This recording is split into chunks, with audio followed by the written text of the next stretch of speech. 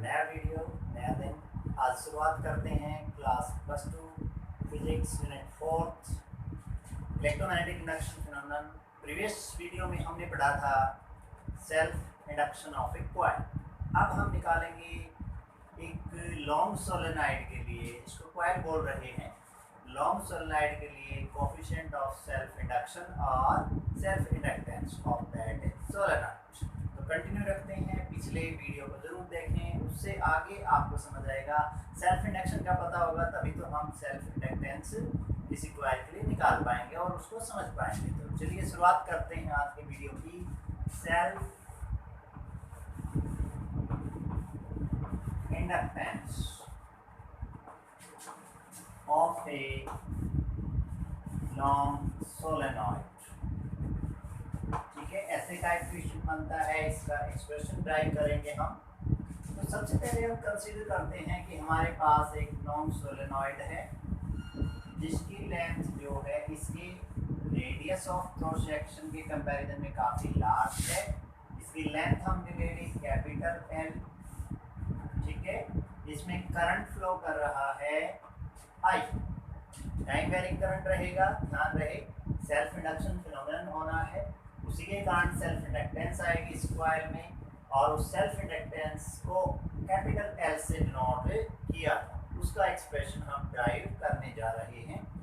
तो हम निकालें कि किसी भी इंस्टेंट टी पे जब इसमें आई करंट फ्लो कर रहा है तो magnetic field linked with this solenoid is given as mu naught and I, where mu naught is the magnetic permeability of free space or air, n is the number of turns in the solenoid per unit length, and I is the current through each turn.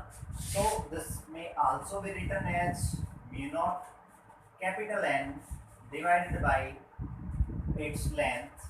Capital L ले रहे हो तो capital L ले लें और I इसमें current. ये magnetic field इस करंट कैरिंग सोलेनॉइड में प्रोड्यूस। और अब निकालें magnetic flux. Magnetic flux linked with each turn. वो क्या होगा, फाई इज इक्वल, देखो यही लिख देता हूँ, magnetic flux linked with each turn will be equal to B into E. ठीक है, इतना मैग्नेटिक फील्ड है जहाँ पे capital N is the total number of turns and L is the length of the solenoid and I is the current. So each turn के लिए magnetic flux general formula magnetic field multiplied by area of cross section of this solenoid, which may be written as A is equal to pi r square, where r is the radius of cross section of this solenoid. Clear? तो हमें मिलेगा एक term के साथ magnetic flux, वो आ जाएगा mu naught capital N capital I into area divided by its length L। हमने निकालना है total magnetic flux, therefore total magnetic flux through n turns of the solenoid, यानी कि वो टोटल मैग्नेटिक फ्लक्स सभी turns के लिए क्या आ जाएगा, जो एक टर्न का मैग्नेटिक फ्लक्स है उसको टोटल नंबर ऑफ टर्न से मल्टीप्लाई कर देंगे। तो एक टर्न से जो मैग्नेटिक फ्लक्स अभी निकाला वो है mu naught capital N into I into A upon L। This is the magnetic flux linked with each turn multiplied by total number of turns in the solenoid, we get total magnetic flux for this solenoid. So we may simplify this as n into n square, ये हो जाएगा magnetic flux. और जब इसमें variable current है तो इसमें self induction phenomenon हो रहा है। So we may also write as magnetic flux linked with this solenoid is equal to L into I, where L is the coefficient of self induction or self inductance of the coil। तो यहाँ इन दोनों में अंतर रहे इसलिए हमें ध्यान रखना पड़ेगा, इसको स्मॉल एल ले लेते हैं, इस सोलेनॉइड की जो लेंथ है वो स्मॉल एल से नोट कर देते हैं, और जो कोफिशिएंट ऑफ सेल्फ इंडक्शन या self inductance of the coil है वो कैपिटल एल सिंबल है, तो इसको बदलेंगे नहीं, इसकी लेंथ को ही स्मॉल एल सिंबल हम दे देंगे। इन दोनों इक्वेशन को, equation number 1 and equation number 2 अगर कंपेयर करें तो हमें क्या मिलेगा, हमें मिलेगा L I is equal to mu naught N square I into A divided by length of the solenoid. I से आई कट जाएगा, एल के लिए एक्सप्रेशन आ जाएगी, वही हमें निकालनी थी, तो एल आ जाएगा expression for self inductance of this long solenoid, which is comes out to be mu naught n square into a upon L. This is the required expression for self inductance of the solenoid. Clear? यहाँ से हम बता सकते हैं self inductance of solenoid depends upon the medium on which these terms are wrapped out. अगर air है, air code solenoid है तो म्यू नॉट आ गया। अगर कोई मैग्नेटिक मटेरियल लेते हैं हम सिलेंड्रिकल या रेक्टेंगुलर बार फॉर्म में, तो उसका मैग्नेटिक परमेबिलिटी म्यू आ जाता। इसके साथ साथ डिपेंड करता है टोटल नंबर ऑफ टर्न्स कितनी है सोलेनॉइड में, और उसका एरिया ऑफ क्रॉस सेक्शन कितना है, और लेंथ कितनी है सोलेनॉइड की। तो लेंथ के इनवर्सली प्रोपोर्शनल आ रहा है, एरिया के डायरेक्टली प्रोपोर्शनल है, नंबर ऑफ टर्न्स के स्क्वायर के डायरेक्टली प्रोपोर्शनल है, मीडियम पे डिपेंड करता है। तो ओवरऑल हम कह सकते हैं कि भाई उस सोलेनॉइड में टर्न्स के बीच में मीडियम क्या है, क्लियर, उस पर डिपेंड करेगा, as well as dimension of the solenoid and total number of turns in the solenoid, means कितनी क्लोजली जो है टर्न्स को रैप अप किया गया है उस सोलेनॉइड। क्लियर? देखिए हम बात करते हैं इस पे सैंपल प्रॉब्लम, एक न्यूमेरिकल लेते हैं।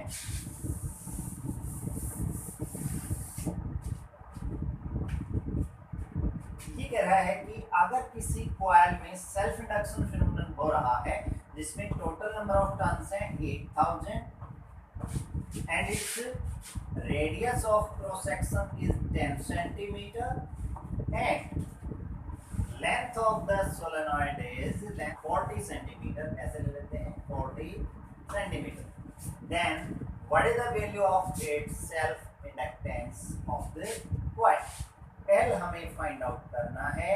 वैल्यू ये दी गई है कि एक कॉइल है जिसमें सेल्फ इंडक्शन हो रहा है और उसमें radius of cross section 10 centimetre बताई गई है, उस कॉइल की लेंथ 40 सेंटीमीटर बताई गई है, उसमें टोटल नंबर ऑफ टर्न्स 8000 बताई गई है। तो उसके लिए आपने एल की वैल्यू फाइंड आउट करनी है। इस फॉर्मूले में पुट करेंगे, म्यू नॉट की वैल्यू होगी 4 pi into 10⁻⁻⁷, because mu naught upon 4 पाई क्या होता है, म्यू नॉट अपॉन 4 पाई, इसकी न्यूमेरिकल वैल्यू होती है 10⁻⁷।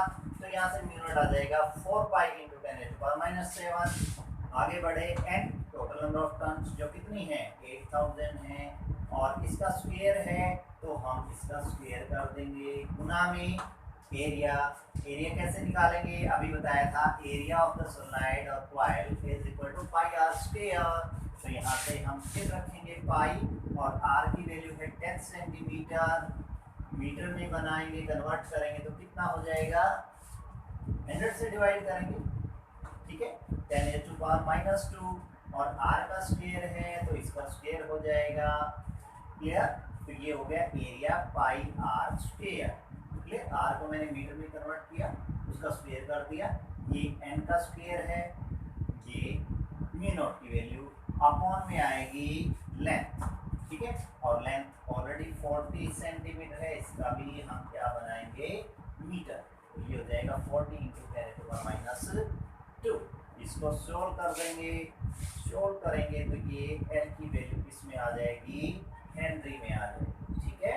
देखिए वैल्यू कैसे आएगी इसकी, इसको मैं कर देता हूँ 8 का स्क्वायर 64 और 3 और और 3 6 10 की 6 हो गया ये, ठीक है। पाई इंटू पाई, पाई का स्क्वायर कर दिया यहाँ पे, और ये देखो 10 गुणा 10 की माइनस 2 हुआ 10 सेंटीमीटर जो रेडियस थी उसका मीटर बनाया, तो ये बन गया एक तरह से 10 की माइनस 1, और उसका स्क्वायर है तो क्या बनेगा 10 की माइनस 2, ठीक है। अब 10 की पावर शो करेंगे, 10 की माइनस 2 से ये 10 की माइनस 2 कैंसिल हो गई, ठीक है। और ये 10 की 6 हैं, ये 10 की माइनस 7 हैं, ये एक ऊपर जाके और माइनस हो जाएगी, ये माइनस 8 हो गया, 4 से 4 कट जाएगा, हमारे पास बचेगा एक तो बचा पाई का स्क्वायर, ठीक है।